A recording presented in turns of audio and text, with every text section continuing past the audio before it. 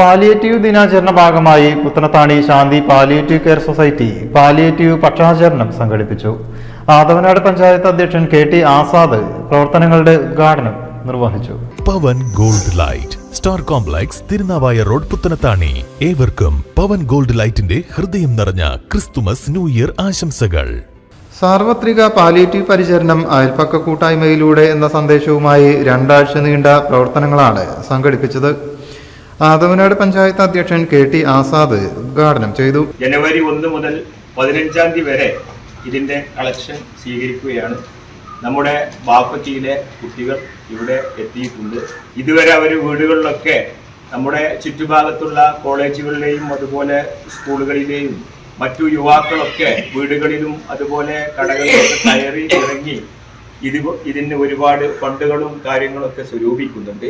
ഇവിടെ പറഞ്ഞതുപോലെ ഏകദേശം ഒരു വർഷത്തിൽ 40 ലക്ഷം രൂപ ഇതിന് ചെലവ് വരുന്നുണ്ട്. അപ്പോൾ നമ്മളെല്ലാവരും ഇതിനു വേണ്ടി സാമ്പത്തികമായി സഹായിക്കണം.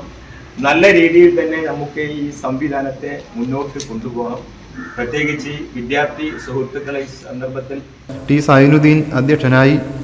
ആദവനാട് പഞ്ചായത്ത് സ്റ്റാൻഡിംഗ് കമ്മിറ്റി ചെയർമാൻമാരായ Anwar Kadalayi, KT Mariyamu, AKM Majeed, KP Ibrahim, K Abu Ummer, KP ഭാഷ ബീഗം, അജ്വദ് കാലടി, സുലൈഫ താൽക്കടത്തൂർ, അഫീല എന്നിവർ സംസാരിച്ചു.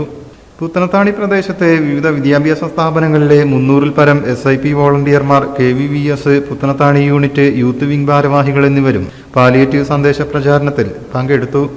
ആദവനാട്, കൽപ്പകഞ്ചേരി, തിരുനാവായ പഞ്ചായത്തുകളിലെ 10,000-ത്തിലധികം വീടുകളിൽ സംഘം പാലിയേറ്റീവ് സന്ദേശ പ്രചാരണവും ഫണ്ട് സമാഹരണവും നടത്തി.